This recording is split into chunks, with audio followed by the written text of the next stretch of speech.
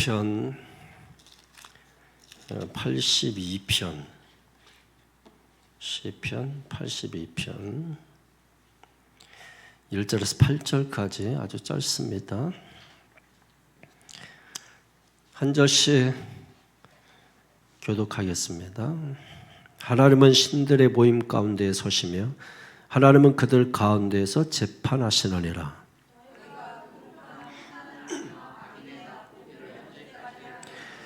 가난한 자와 고아를 위하여 판단하며 곤란한 자와 빈궁한 자에게 공의를 베풀지며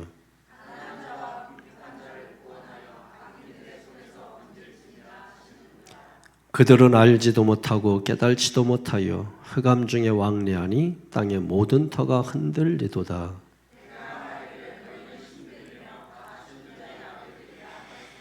그러나 너희는 사람처럼 죽으며 고관의 하나같이 넘어지리로다.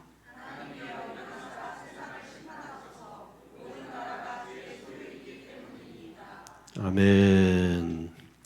할렐루야. 오늘 그 본문의 이 말씀은 어떤 시에는 장르가 있잖아요.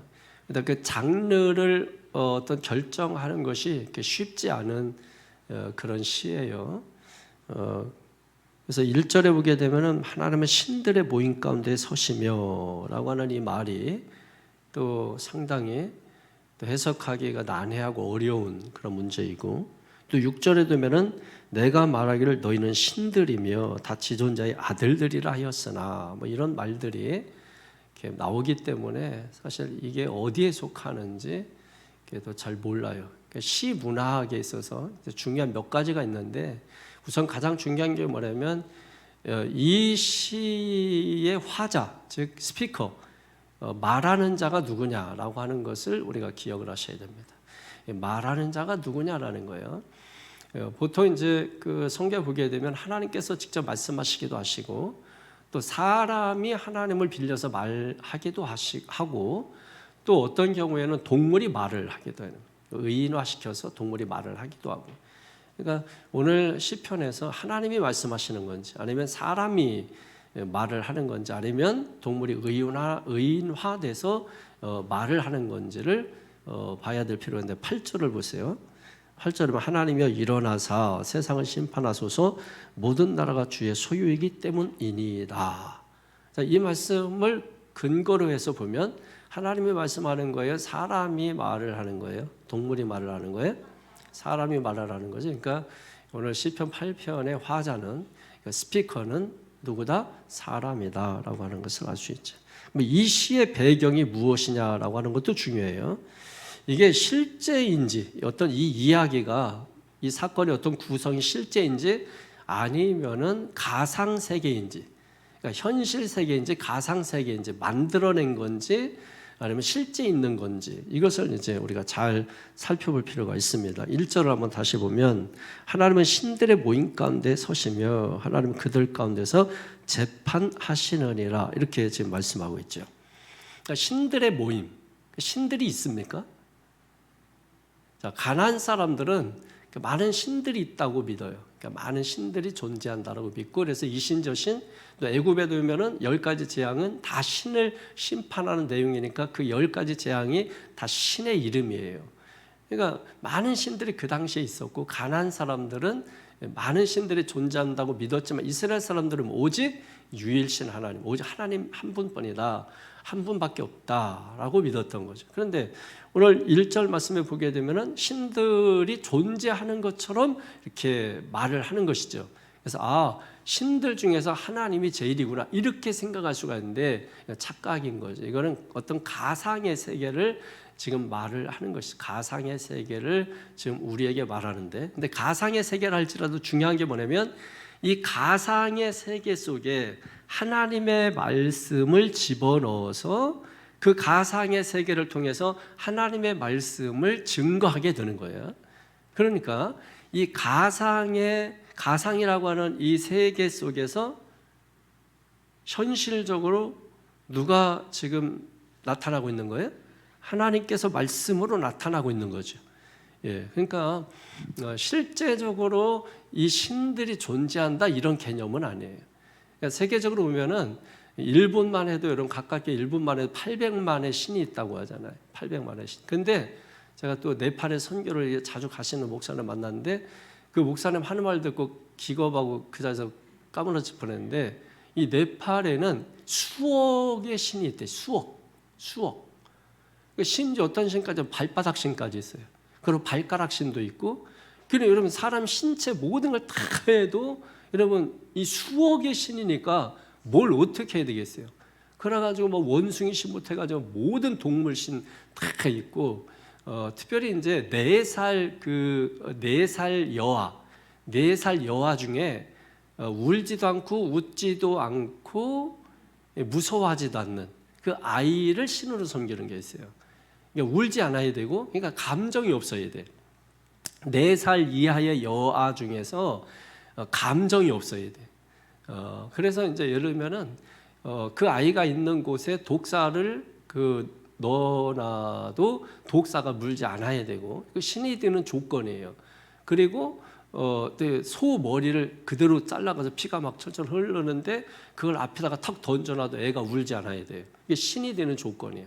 근데 이제 그렇게 함에도 불구하고 많은 부족에서 그 신이 되려고 줄을 선다는 거지. 줄을 선다는 거.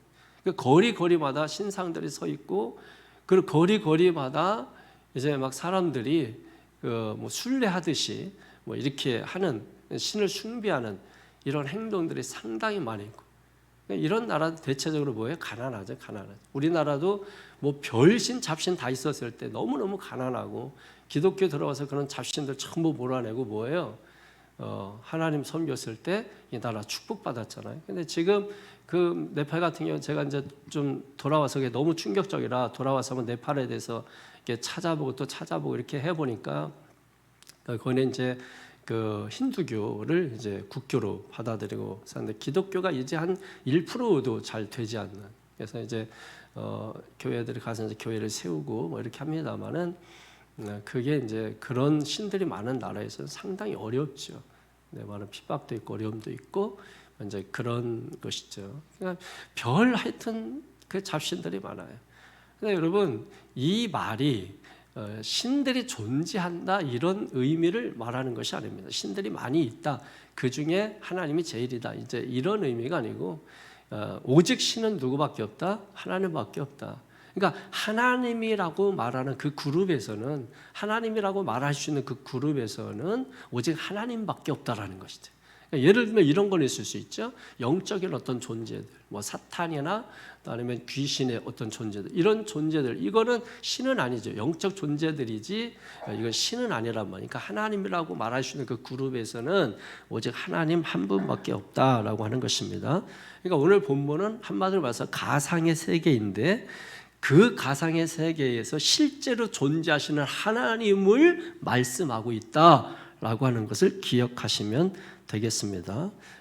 그 가상 속에 담겨있는 내용은 굉장히 현실적이고 실제적인 그런 내용이라는 거예요. 자, 그리고 이 시에 담긴 핵심 내용이 뭐냐는 거죠. 이 시에 담겨있는 핵심 내용, 아까도 살펴봤는데 1절 다시 한번 볼까요? 하나님은 신들의 모임 가운데 서시며 하나님은 그들 가운데서 재판하시느니라 그랬죠. 또 6절을 보게 되면은 내가 말하기를 너희는 신들이며 다 지존자의 아들들이라 하였으나, 자, 사실 이 두 말씀 때문에 많은 학자들 또 많은 그 주석가들이 그러니까 서로 생각들이 달라요. 많은 생각들이 달라요. 그래서 이걸 어떻게 풀면 좋은가? 성경을 보고 하다 보면 가장 좋은 건 성경이 성경을 푸는 것이죠. 근데 성경이 성경을 푸는 게 좋은데 그 가운데서 특별히 예수님께서 이런 문제를 다뤄주시면 그것보다 좋은 게 없죠. 보니까 예수님께서 이 문제를 시편 82편을 이 말씀을 가지고 인용하신 곳이 있습니다. 자, 찾아보세요. 자, 요한복음 10장 찾아보십시오. 요한복음 10장 34절에서 36절. 요한복음 10장 34절에서 36절. 시작. 예수께서 이르시되 너희 율법에 기록된 바 내가 너희를 신이라 하였노라 하지 아니하였느냐. 성경은 패하지 못하나니 하나님의 말씀을 받은 사람들을 신이라 하셨거든. 하물며 아버지께서 거룩하게 하사 세상에 보내신 자가 나는 하나님의 아들이라 하는 것으로 너희가 어찌 신성모독이라 하느냐. 아멘. 자, 지금 여기에서 이제 잘 보셔야 돼요. 여기에서 말하는 이 신이라고 하는 것은 하나님과 같은 차원에서 신을 이야기하는 게 아니에요. 하나님과 같은 차원, 하나님과 같은 그룹에서 신은 하나님밖에 없는 거기 때문에 하나님과 같은 차원의 신을 말하는 게 아니다. 자, 그러면 여기서 말하는 신은 도대체 뭐냐? 예수님이 말씀하는 거예요. 35절에 보면은 하나님의 말씀을 받은 사람들을 신이라 하셨거든. 이렇게 말씀하죠. 그러니까 하나님의 말씀을 받은 자들이 신이라는 거예요. 이해하시겠습니까? 그럼 하나님의 말씀을 받은 자들이라는 게 뭐예요? 하나님의 말씀을 받은 자들이라고 하는 것은 하나님의 뜻, 하나님의 사명, 하나님의 직분, 이것을 받은 사람들을 말하는 것입니다. 그러니까 예수님께서 지금 이 말씀을 하시는 거예요. 너희들이 신이 되어서 내가 가야 할 그곳에 너희들을 대신 보내서 하나님의 사명, 하나님의 뜻, 하나님의 직분을 감당하게 했다. 이 말씀을 지금 하고 있는 거예요. 어디로 보내셨을까요? 이 세상으로 보낸 거, 이 땅으로 우리를 보낸 거죠. 그러면서 예수님께서 마지막 절에 이렇게 말씀하는 거예요. 야, 너희들도 신이라고 하는데 내가 하나님의 아들이라고 하는데 어떻게 너희는 나를 신성모독이라 말하느냐 하고 예수님께서 한탄하시는 것이죠. 너희들도 신이라고 하는데 내가 하나님의 아들이라고 하는 그것이 어찌 신성모독이냐. 이걸 이해하지 못한 사람들은 예수님은 십자가에 못 박은 거예요. 그러니까 여러분이 성경 또 설교를 들을 때 그러니까 이해를 못하면 여러분도 예수님은 십자가에 못 박을 수 있고 예수님을 못 박지 않으면 목사를 십자가에 못 박을 수 있어요. 저건 아닌데 이러면서 여러분 저건 아닌데라고 말하는 기준이 자기 기준이잖아요. 자기 수준에서의 자기 기준이잖아요. 그걸 깨트려야 돼요. 그걸 깨트리지 않으면 더 높은 곳으로 갈 수가 없는 겁니다. 사람들이 다 그거예요. 내가 할 수 있는 것만 하고 사는 거예요. 예, 그러면 별일도 안 생겨요. 무난하게 삽니다. 그러나 우리가 뭔가 기대가 있고 꿈이 있고 뭔가 내가 만족할 수 없는, 여기 만족이라고 하는 것은 어떤 거룩한 불만족, 예, 내가 만족할 수 없어서 내가 하나님의 위대한 역사, 정말 내가 하나님께 크게 내가 뭔가 하고 싶고 내가 뭔가 정말 하나님께 위대하게 쓰임 받고 싶은 그 열망이, 그 기름 부으심이 내게 가득 채워질 때, 그죠? 그건 내 힘으로 안 된단 말이에요. 그때는 우리가 어떻게 됩니까? 그러니까 오늘 새벽에 말씀드린 것처럼 크로노스가 아니라 카이로스의 시간이 열려야 된다. 카이로스의 시간이 열릴 때 하나님의 뜻, 하나님의 음성, 하나님의 마음, 하나님의 생각을 우리가 알아차리게 되는 것이죠.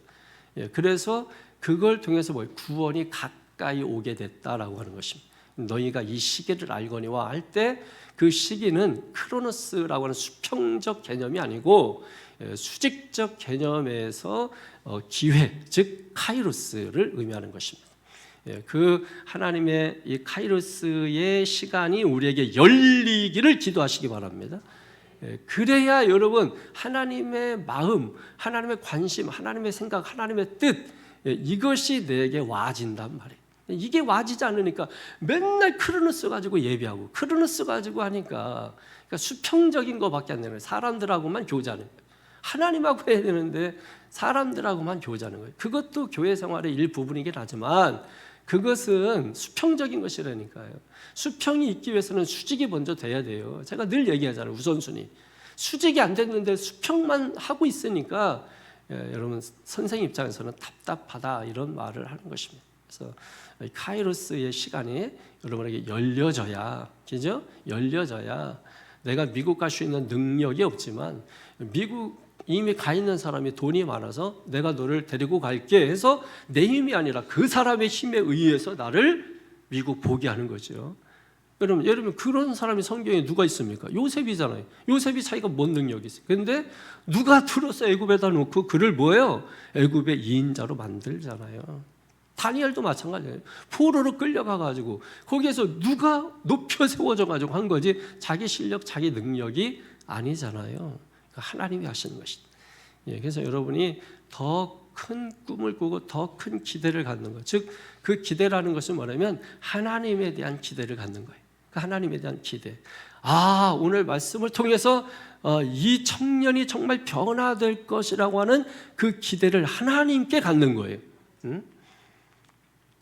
이 사람이 정말 오늘 말씀 통해서 하나님의 어떤 이 사역을 위해서 내 모든 전생애를 바쳐서 일하게 될 것이라고 하는 그 기대를 이 사람에게 갖는 게 아니라 하나님에게 갖는 걸 하나님의 기대라고 말하는 거예요.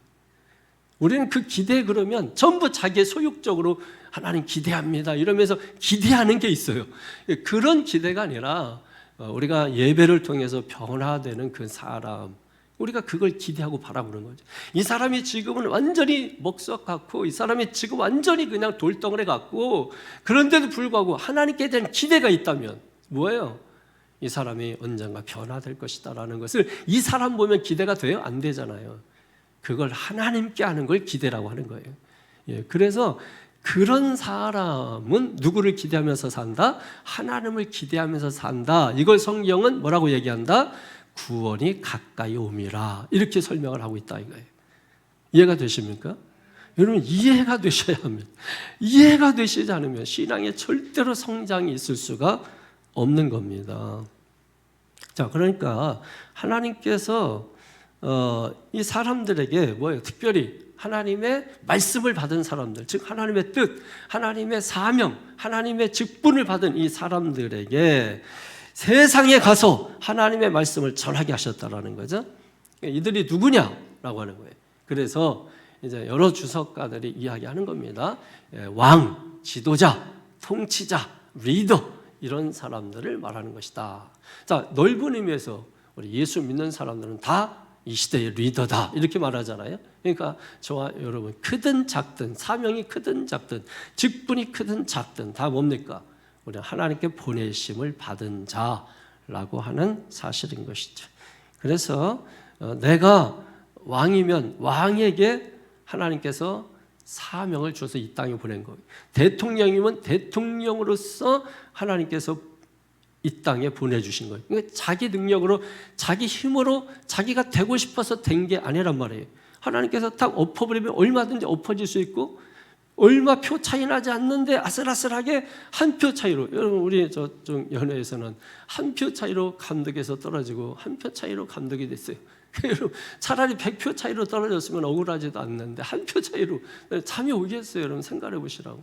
안타깝게 이제 제 아주 친한 선배님이 이제 떨어지신 건데 아직도 밥을 못 드시고 계시죠. 얼마나, 그러니까 결국은 하나님이 하신다니까. 그게 내가 하는 게 아니에요. 우리가 하는 게 아니에요. 하나님이 하셔요. 나중에 알게 돼. 그게 주님이 하신다는 것을 알게 돼. 지금은 몰라. 그때 가면 알게 돼. 주님이 하시는구나. 이걸 알게 되는 거예요. 그러니까 하나님께서 이렇게 말씀하시는 거예요. 야, 내가 너희를 세상에 보내서 대통령이 되게 하고 지도자가 되게 했는데 너 똑바로 안 하면 내가 심판할 거야 라고 하는 거예요. 그러면 사람들이 하나님 심판의 근거가 뭡니까? 8절에 말씀하는 거죠. 하나님이여 일어나서 세상을 심판하소서. 왜? 모든 나라가 주의 소유이기 때문입니다. 모든 나라가 누구의 것이라고요? 하나님의 것입니다. 주님의 것이라고요. 그러니까 주님은 심판 자격이 있습니까? 없습니까? 심판 자격이 있다라고 하는 것입니다. 그러니까 여러분 우리가 분명히 기억하십시다. 우리도 이 땅에 사명을 받아 보내짐을 받은 사람이다. 믿습니까? 그러니까 내가 공부해서 출세한 것이다 이런 이야기 하면 안 돼요. 내가 잘나고 똑똑해서 내가 이 자리에 앉게 된 것이다 라고 말하면 안 된단 말이에요. 우리가 마음대로 할 수 있는 그런 자리가 아니라는 것을 알아야 됩니다. 아무리 작은 자라도 뭐가 있다? 사명이 있다. 아무리 작은 자라도 직분이 있다. 아무리 작은 자라도 주님의 뜻이 있다. 그래서 가정에서, 직장에서, 교회에서 다 사명이 있는 줄로 믿습니다. 그 사명을 깨달으셔야 돼요.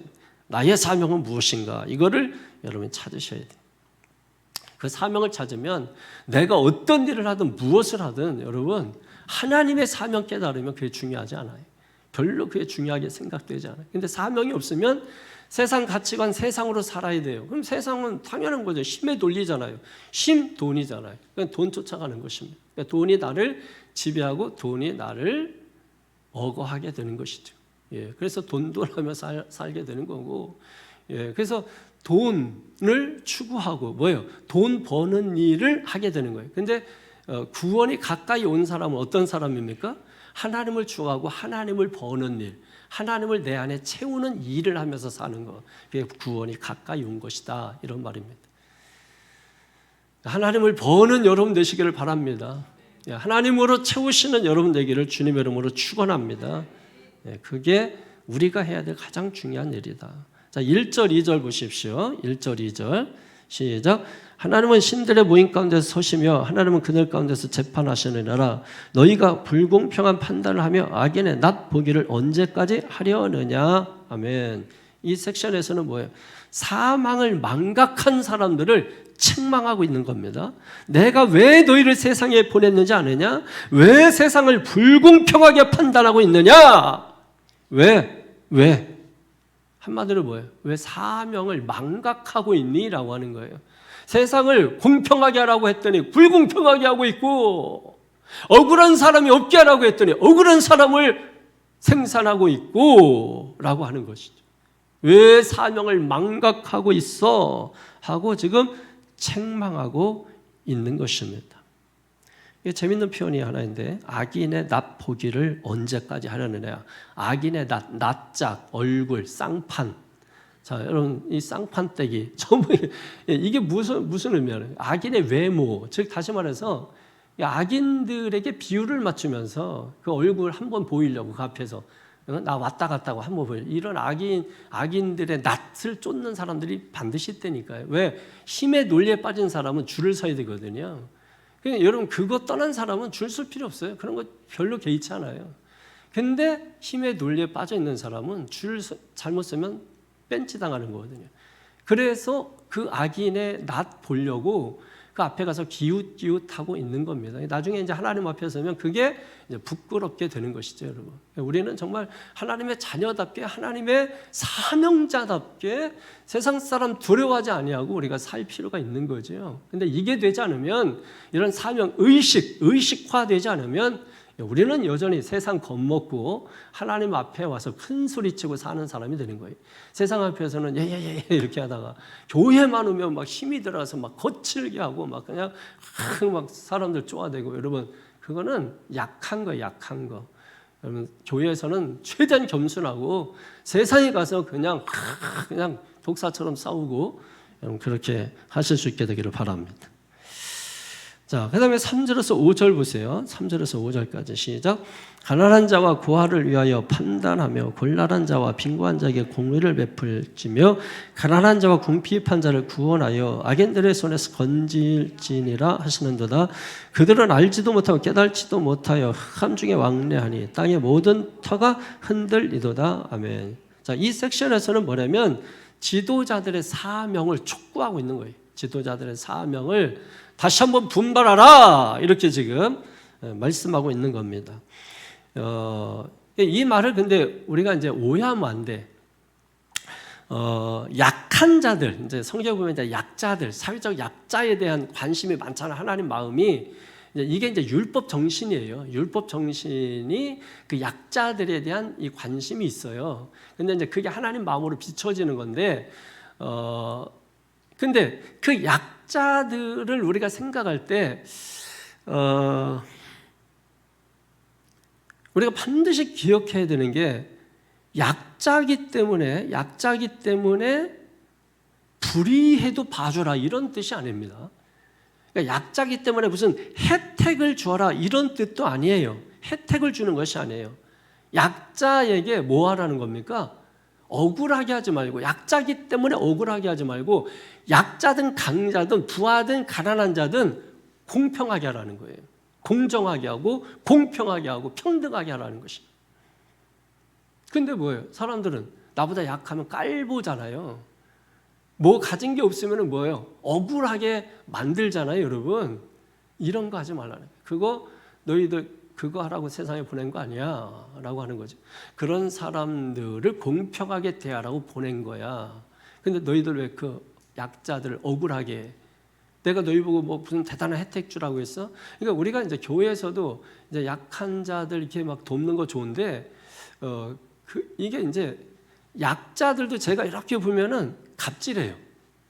약자들도 예를 들면 내가 예를 들면 장애가 있다 하는 것으로 인해서 갑질을 한다든지, 이 가난한 거에 대해서 또 이렇게 가만히 들으면은 그게 갑질을 하는 경우들이 있어요. 그러니까 여러분, 우리가 무슨 가난한 게 죄고 무슨 약자가 된 게 무슨 죄고 장애인이 된 게 무슨 죄가 아니잖아요. 여러분, 사실 저도 안경 낀 장애인이잖아요. 예? 안경 안 쓰는 사람들이 정상이지, 저도 장애인, 안경 낀 장애인이란 말이에요. 그러니까 지금 여기 저 안경 낀 장애인들 몇 사람인데, 지금 보세요, 여러분. 안경 꼈다고 회사에서 받아주지 않고,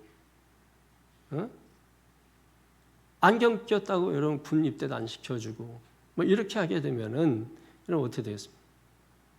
그 사람들은 소외를 당하잖아요. 소외를. 그러니까 안경 낀 사람이랑 안 낀 사람이랑 공평하게 대하라는 거예요.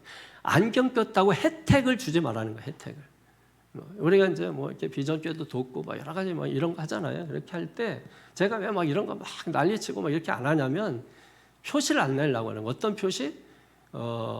예를 들면은 너희들이 혜택 받고 있다라고 하는 그런 어떤 그런 표시도 안 내려고 하는 그런 부분도 있고, 그리고 또 그걸 받는 사람들이 우리는 약자니까 언제나 도움을 받아야 돼라고 하는 이 생각에서 굳혀지지 않도록 하려고 하는 그런 의도가 있어요. 예, 그래서 뭐 어떤 의식들을 뭐 길게 하지 않고 그냥 빠른 속도로 어떤 일들은 이제 처리하고자 하는 것인데, 이런 부분에서 우리가 좀 잘 해야 될 필요가 있는 거고, 그 다음에 여러분 여러분 보수에서는 예를 들면 자유를 이렇게 추구한다면, 진보 쪽에서는 어떤 평등을 추구하잖아요. 그래서 자유와 평등의 싸움이거든요. 우리나라는 지금 자유가 먼저냐 평등이 먼저냐, 이게 죽었다 깨어나도 해결 안 돼요. 예, 이 평등이라고 하는 것의 문제는 뭐냐면, 이 평등을 오해하고 왜곡해서 사용하고 있는 현실에 제가 좀 안타까워요. 이 평등이라고 하는 것을 이해를 못 하더라고. 이게 평등은 가진 사람 걸 뺏어 가지고서 가난한 사람들에게 나눠주는 거, 이건 평등이 아니에요. 이 논리를 지금 잘못 생각하고 있어요. 그래서 부자는 싫어하고 막 가진 자 거는 막 다 어떤 식으로든지 뺏어 내리려고 하고, 이거는 잘못된 평등입니다. 생각해 보세요. 세상은 태어나면서부터 여러분, 이 죄로 인해서 이 타락한 세상은 누군가는 가지고 태어나고 누군가는 없이 태어나고, 그죠? 누군가는 뭐 부자 부모를 만나 태어나고, 누군가는 정말 가난하게 찢어지게 그것도 가난한 부모 만나서 태어나고, 누구는 건강하게 태어나고 누구는 병들어 태어나고, 여러분 그런 세상이에요. 근데 그걸 뭐 그렇다고 해가지고서 뭐 가진 자들을 다 뺏어가지고 이런 게 아니고, 그런 개념이 아니고 이런 거예요. 이미 가졌는데, 이미 가져서 누가 봐도 넉넉한데 거기에 만족하지 못하고 더 가지려고 하는 사람들, 이런 사람들은 좀 세금이라도 뭐든 해서 좀 해서 약자들을 돕게 하라, 뭐 이런 개념은 되는 것이죠.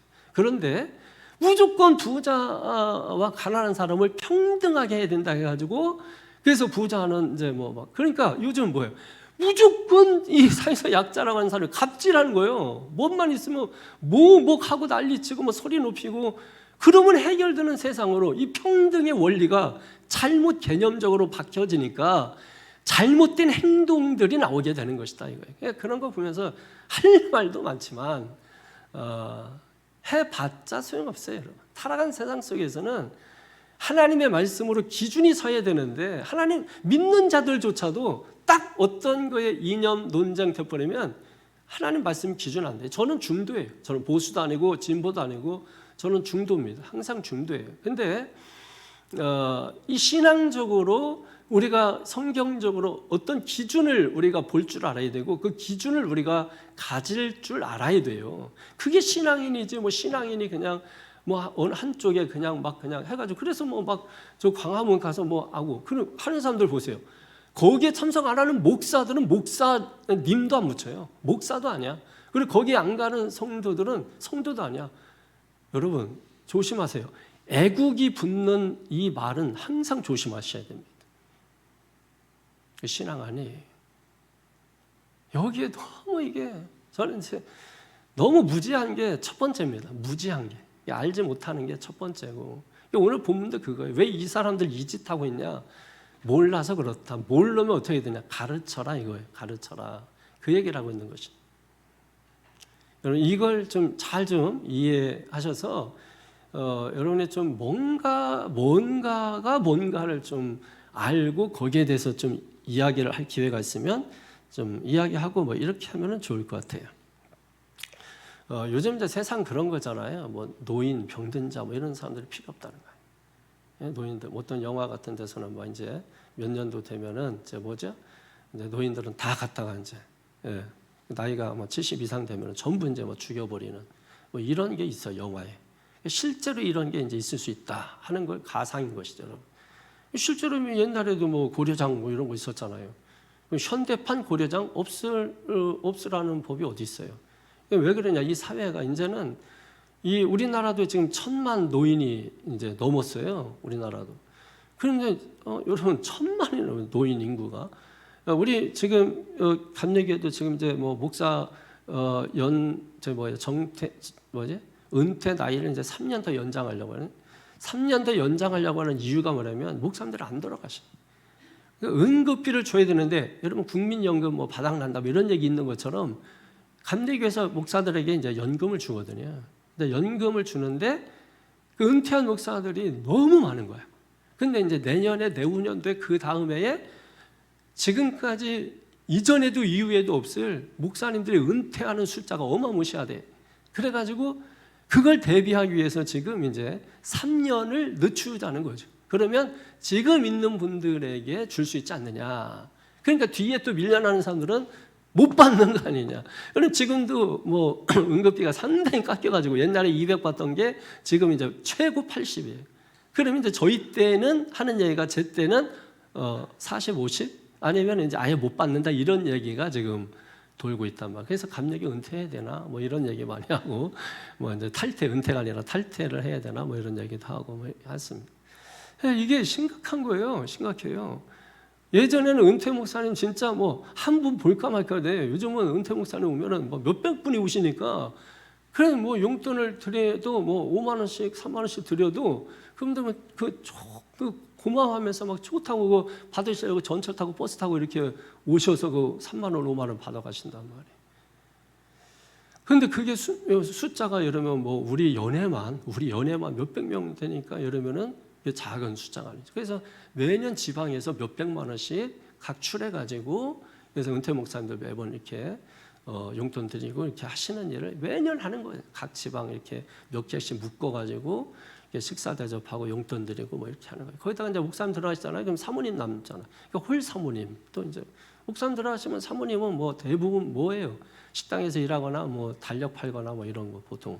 그래서 우리 사람도 좀 기술을 배워놓으라.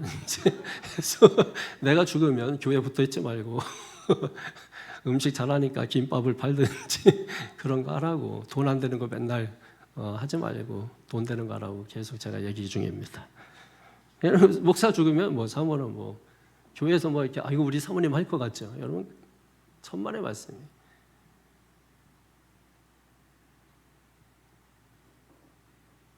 한 3주 지나면은 교회에서 아주 귀찮아한대요.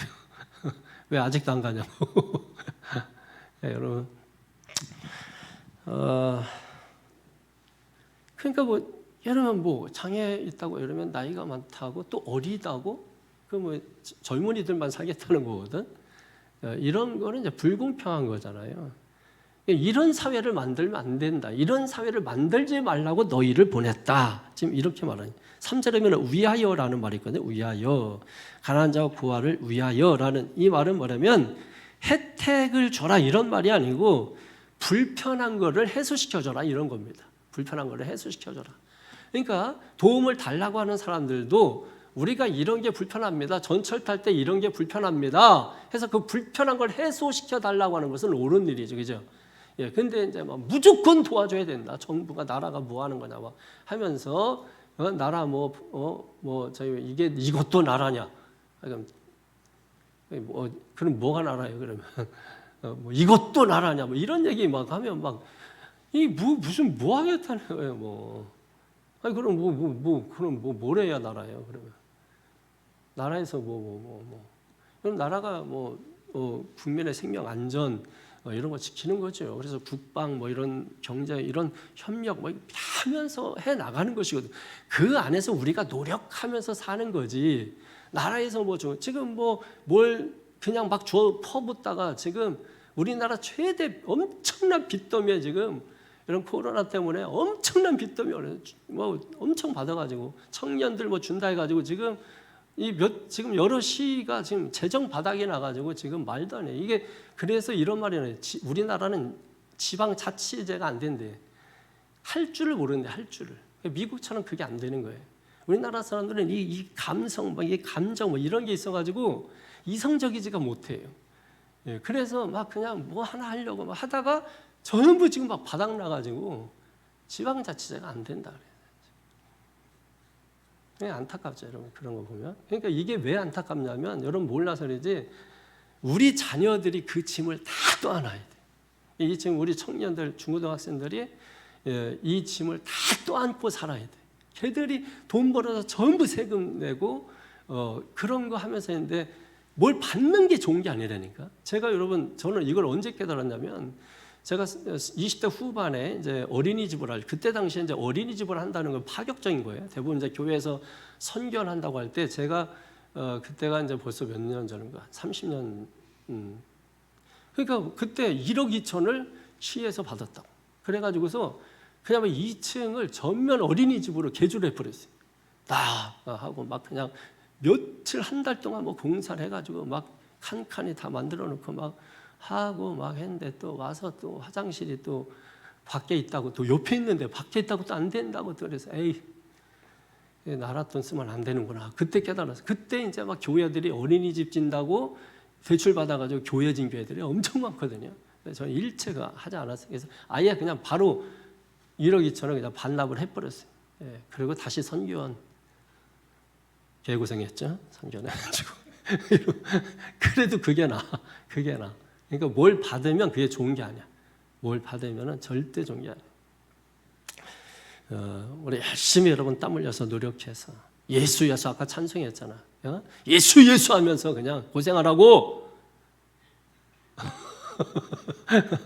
예수 하면서 땀 흘리라고.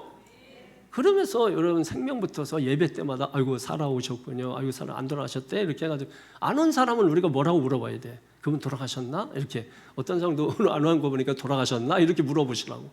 살아서 이렇게 오신 분들은 축복이야, 축복. 그러니까 예수 하면서 여러분이 사시면 되는 거죠. 차별하지 말라. 좀 긍휼로 볼 줄 알아라. 사람들을. 다 그 얘기 지금 3절에서 5절까지 계속 그런 이야기 하는 겁니다. 근데 요즘 이게 이제 문제가 뭐냐면 요즘 이제 아이들이 이제 이렇게 참 문제가 많고 어른들도 이제 문제가 많은데 아이들이 하는 말 중에서 차별적인 말들이 굉장히 많아요. 차별적인 말이 휴거가 뭔지 알아요? 예? 휴먼시아 거지. 휴먼시아 뭔지 알죠, 여러분? 예? 그러니까 이제 나라에서 이렇게 좀 이제 싸게 임대해주고 이런 그냥 휴먼시아 거지. 휴거는 아이들이 요즘. 그다음에 지금 여기도 많아요. 전세 사는 거지. 월세 사는 거지. 저도 다 거지. 거지들 아주 여기. 응? 자가 거지? 그건 억지로 그렇게 불평등하게 말 만들지 말고 있는 말만 가져. 예. 또 많아요. 또 그 외에도 그래서 이렇게 보면은 왜 그러냐면 이게 그 아이들끼리 하는 말이래. 애들끼리 너 저기 휴거냐?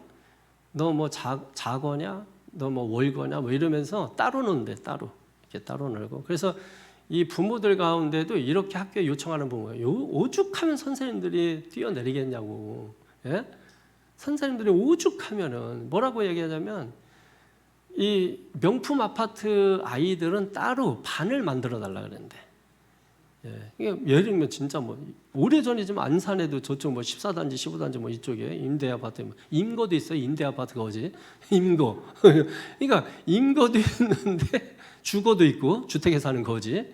그러니까 다 거지야. 웬만하면 거지. 여기 지금 여기 뭐 그래도 여기 거지 않은 사람도 몇 분 계시긴 한데 사실 알고 보면 알고도 있어요. 알고 보면 거지. 이건 제가 지금 맞는 겁니다. 알고 보면 거지. 얘기 속사정 들어보면 속거도 있습니다. 속사정 다 들어오면은 은행 겁니다 해가면서 이제 거지도 많아요. 자, 그러니까 뭐 이게 그래가지고 여기 저쪽에도 옛날에 자기 이 아파트 쪽으로 못 다니겠네 그쪽 사람들은. 그리고 학교에 그 아이들이 자녀들이 온다고 학교에 난리 났어. 난리 못 오게 한다. 혹시 이 중에 있으면 손 들어보세요. 없어요? 예. 이런 거 하지 말라는 거야. 이런 거를. 예? 이런 거 하지 말라고 여러분을 보냈다는 거예요. 근데 그렇게 얘기하는 사람 중에 예수 믿는 사람 있을까 없을까? 있습니다. 여러분. 예수 믿는 사람들이 있어요. 내가 너희 그런 거 하라고 내가 세상에 보낸 줄 아느냐? 지금 하나님께서 그거 뭐예요? 두 번째 섹션에서 그거 책망하겠다. 지금 그 말씀하고 있는 것이거든요. 자, 그다음에 5절이 이제 사실 이제 굉장히 중요한 말이에요. 본문의 핵심절이기도 한데 5절에 보면은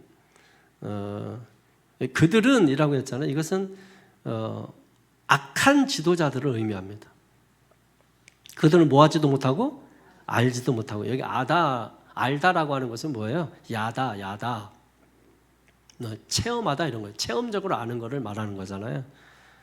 그러니까 우리가 어려움을 한번 겪어보고, 그죠? 또 병석에도 누워보고 그게 체험이에요. 그래서 예를 들면 어떤 사고를 만나서 어떤 정말 큰 고통에 빠졌을 때 그때 그 고통에 처한다는 게 얼마나 힘든 일인가 이걸 알고 그 어려움에 있는 사람들을 돕는 이 사역하시는 분들도 있잖아요. 그게 바로 본인도 건강했었잖아요. 건강했었고 뭐 가정적으로도 별 문제 없었는데 어느 날 사업이 부도가 나서 가난해지고 그것도 가난도 뭐예요? 내가 가난하다고 비웃던 사람보다도 더 가난해지고 가난하지만 빚은 없는 사람들이 있거든요. 빚 없는 사람 손 들어보세요.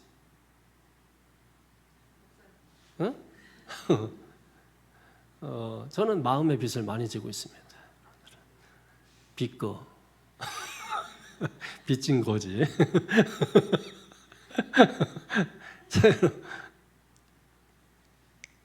빚만 없어도 사실 행복한 거죠. 근데 제가 생각할 때 빚이 한 10억 정도는 별 문제 없지 않겠나 뭐 이런 생각. 그러니까 여러분 너무 기죽지 말고 세상 여러분 그런 거죠. 다 하나님 도와주십니다. 예. 내가 다른 목적 가지고서 여러분 그게 아니고 내가 정말 열심히 살려고 그렇게 하다가 여러분 그렇게 하는 것들은요 다 하나님 도와주세요. 다 도와주십니다. 그러니까 열심히 사시면 돼요. 어떻게 하면서? 예수 하면서 예수 하면서 그렇게 사시면 된다 이거예요. 그래서 우리가 이제 뭐 그런 어려움에도 처하고 또 힘든 일에도 처하고 이게 이제 체험하는 거잖아요. 근데 악한 지도자들은 뭐예요? 그런 게 없다. 그런 게 없어. 희한하죠, 여러분. 야, 악하고 막 돈도 많고 막 이런다. 아프지도 않아. 진짜. 근데 그렇게 착해. 맨날 병원 실려가가지고 맨날 어디 도우러 가. 근데 그날 안 나온 날 어디 갔냐 그러면 그날 병원에 검진 받는 날이라 병원 갔다 그래고 며칠 안 보이면은 병원에 입원했었다 그래고 이 악한 사람은 먹지도 않는데도 아픈 구석이 없어 도대체. 아프질 않아. 사고도 없어. 우리 같으면 뭐예요? 악한 사람 사고 좀 나고 그러면 하나님 살아계시다 막 이게 바로바로 증명되고 뭐 이럴 거 아니에요. 근데 그렇지가 않단 말이에요. 그럼 어떻게 돼요? 억울해야 됩니까? 아니죠. 악한 사람들은 바로 그런 체험이 없어요. 그런 체험. 그게 축복이 아니란 말이에요. 축복이 아니에요. 우리가 이런 형편에 처할 줄 알고 저런 형편에 처할 줄도 아는 게 축복이에요. 그럼 깨달지도 못하고 뭘 깨달지 못해요? 하나님이 주신 사명이 있는데 하나님이 주신 사명을 깨달지 못하는 거지. 하나님 주신 사명 깨닫지 못하니까 자기 뜻으로 자기 생각으로 사는 겁니다. 그러니까 악인들과 왕래한다 그러잖아요. 악인들과 왕래하고 그다음에 악인들이 지나간 자리 뭐만 남아요? 더러운 것만 남는다 그러잖아요. 더러운 것만. 그러니까 세상의 모든 질서가 그래서 흔들려서 뭐가 온다? 대혼란이 온다. 그 말씀을 지금 하고 있잖아요. 그리고 이제 6절에서 8절 마지막 섹션에서는 이제 마지막까지 이 사명을 하지 않는 자에게는 어떻게 하시냐 하는 것을 말씀하고 있는 겁니다. 6절에서 8절 시작. 내가 말하기를 너희는 신들이며 다 지존자의 아들들이라 하였으나 그러나 너희는 사람처럼 죽으며 고관에 하나같이 넘어지리로다. 하나님이여 일어나사 세상을 심판하소서. 모든 나라가 주의 소유이기 때문이니이다. 아멘. 심판하신다는 거. 뭘 심판하느냐?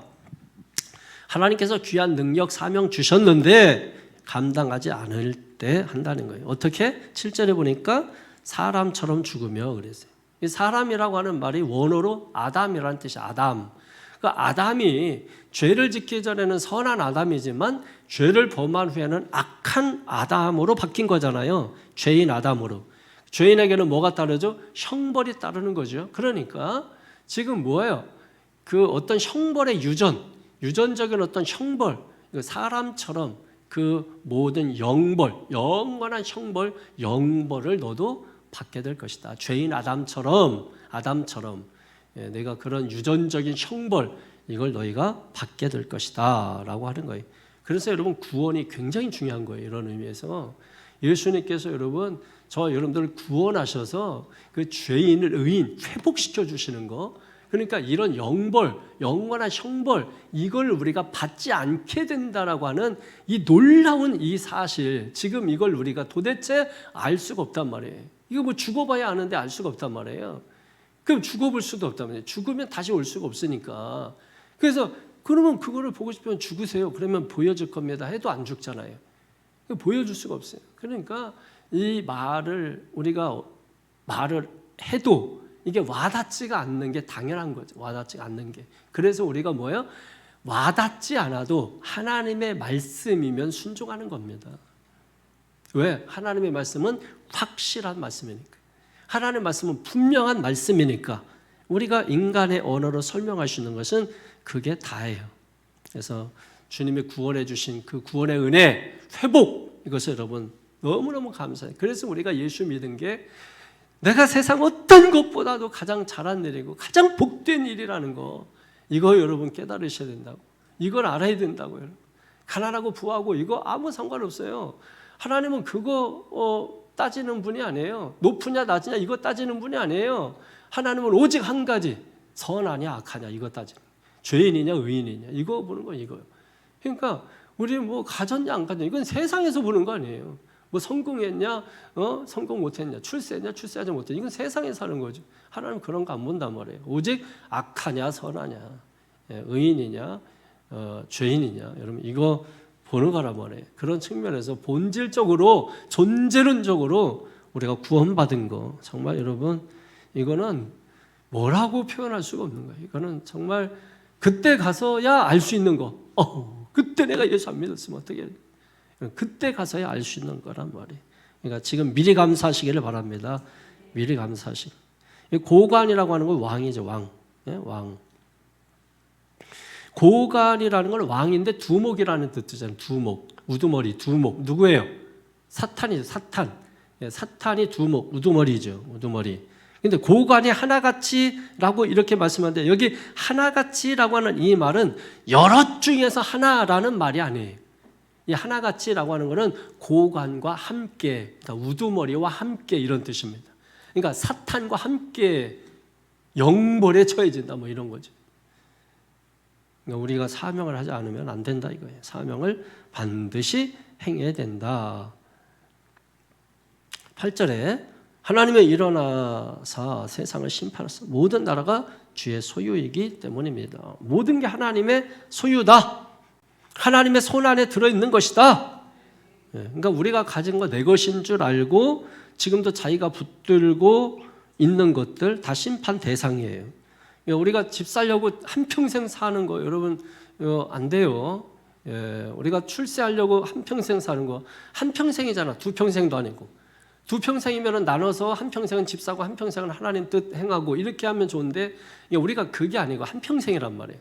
그런데 그 한평생을 살면서 내가 예수 믿기 전에야 세상 사람들처럼 이제 그런 것들은 이제 우리의 삶의 목표가 되겠지만은 예수 믿고 우리의 가치가 바뀌어야 되잖아요. 그러니까 예수는 믿었는데 아직 가치가 안 바뀐 사람들, 그죠? 그러니까 이런 사람들은 여전히 그 꿈과 목표 말하는 것이 세상의 가치와 다를 바가 없다. 그러니까 입으로 하나님 말하는데 뭐예요? 실제로는 안 믿는 사람과 별반 다르지 않다. 유실론적 무실론자와 같은 이런 사람들이란 말이죠. 그러니까 이런 것들을 우리가 정말 이렇게 누가 얘기하면 우리 마음 상하잖아요. 그러니까 우리가 깨달아야 되고 또 이렇게 말씀 시간에 우리가 이런 얘기 할 수 있는 거잖아요. 그러니까 말씀 시간에 듣고 빨리 거기서 정리해야 돼. 말씀 시간에 딱 끝내버려야 돼. 아, 그렇구나. 내 삶의 목표가 잘못했구나. 딱 거기서 정리해버려. 끝내버려야 돼. 근데 이거 질질 끌고 하면은 관계가 흐트러지고 좋은 결과 나오지 못합니다. 그냥 뭐 괜히 엉뚱한 소리 하고 뭐 이래요. 그러니까 빨리 이런 말씀 들으면서 이런 것들을 이렇게 딱 끊어버리는 게 좋습니다. 교회 안에서 우리가 교회 안에서라도 우리가 세상에서 우리가 잘 하지 못한다 할지라도 교회 안에서부터 먼저 좀 우리가 좀 평등하게 대하고 서로 차별 없이 대하고 서로 겸손하게 대하고 서로 긍휼의 눈으로 바라보고 그렇잖아요. 다 이렇게 보면은 긍휼의 눈으로 보면 다 불쌍해. 다 불쌍해요. 여러분 저도 긍휼의 눈으로 봐보세요. 그러니까 불쌍한 거 투성이에요. 투성이야. 키도 2m도 안 되지. 뭐 이러니까 불쌍해. 예? 불쌍해.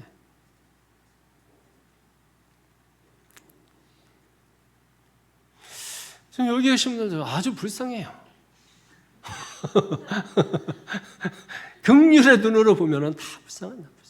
그러니까 그 긍휼의 눈으로 보는 게 필요해. 긍휼의 눈으로 보는 게 필요합니다. 그래서 좀 우리 성도들을 바라볼 때에는 미움의 눈, 증오의 눈, 질시의 눈 이런 눈이 아니라 긍휼의 눈으로 좀 서로 바라보면서 서로 불쌍히 여기면서 여러분 불쌍하다고 맨날 고구마 갖다 주고 감자 삶아주고 이런 얘기 하라는 게 아니라 우리가 하나님의 눈으로 하나님의 마음으로 이렇게 품어주는 거죠. 보고 그렇게 바라봐주고 여러분 그렇게 하는 것이죠. 결론입니다. 6절에 보면은 너희는 신들이며 이 말은 높은 자리에 있는 사람들, 권력을 가진 사람들, 지도자들 이런 사람들 그런 너희가 불의하고 부당하고 공정하지 않고 불공정하면 뭐예요? 혼내줄 거야. 에? 그 말씀이라고요. 혼내준다. 하나님께서 혼내줄 거야. 이렇게 끝나. 뭐가 라는 거예요? 혼나기 전에 잘하라 이거죠. 혼나기 전에 아이들 먼저 경고하잖아요. 부모들이 너 이거 안 하면 아주 혼내줄 거야. 그 뭐예요? 혼내준다는 게 목적이 아니잖아요. 하라는 게 목적이에요. 하라는 거, 그죠? 부모님이 하라고 하는 게 그게 목적이라고. 그러니까 그거 안 하면 혼내줄 거야 이런 거니까 혼내준다는 거에 초점 맞추어서 설교하면 안 되는 거지, 그지? 잘하는 것에 맞춰서 해야 된다. 하나님께서 주신 사명이 뭔지를 알고 그거를 해야 되는 것에 초점을 맞춰야 되는 거죠. 그러니까 그걸 안 했을 때는 이런 혼냄이 있는 것이죠, 여러분. 기득권층이 있잖아요.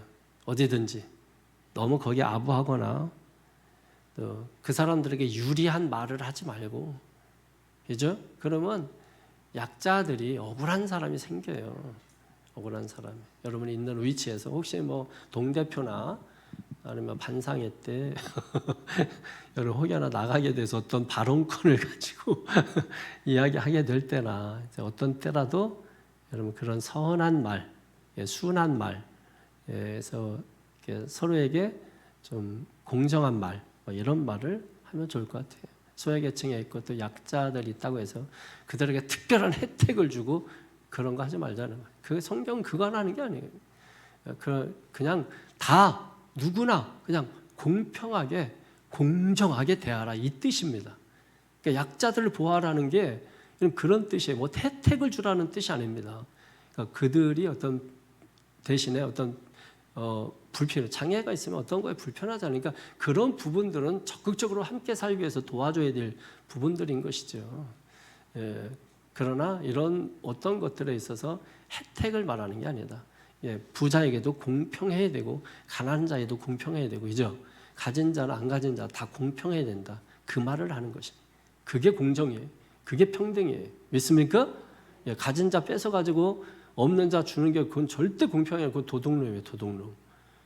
그러니까 여러분 저 공산주의에서는 그런 게 안 되는 거예요. 말은 그렇게 하지만은 그러니까 지금도 뭐 우리나라에 왔던 그 현 누구 있잖아요. 해가지고서 지금 그 막 가족들이 막 해가지고 막 엄청난 어떤 외화로 해가지고 뭐 해서 좀 타격을 입고 뭐 이랬다고 뉴스에 나오잖아요. 그러니까 뭐 그런 사회에서 왜 뒤로 빼들려 왜? 문제가 있는 거잖아요. 안 돼 그거는 아예 안 돼. 그러니까 뭐예요? 잘 사는 사람, 못 사는 사람 이렇게만 나눠져요. 그게 무슨 뭐 그게 공평해? 그건 아니잖아요. 그런 뜻으로 이해하면 절대로 안 된다 이거예요. 그래서 막 부자도 보면 막 괜히 미워지고 막 담 높은 집 보면 막 유리창 깨고 싶고 이런 거 가지면 안 된다 이거예요, 여러분. 우리는 다만 담이 없는 유리창이 있을 뿐이다. 담이 없는 유리창. 우리도 유리창 있잖아요. 그런 거 여러분 잘 깨달으셔서 하나님의 뜻을 분명하게 선명하게 알게 되는 은혜가 있기를 주의 이름으로 축원합니다. 자, 우리 마지막 찬양 한 번만 그 아까 하고 그래서 마치도록 하겠습니다. 찬양하면서 마치도록 그렇게 하겠습니다. 가장 귀하신 예수. 원래 원제는 가장 귀하신 예수라는 거예요. 이게 하도 가사가 많아서 이제 눈을 뗄 수가 없네.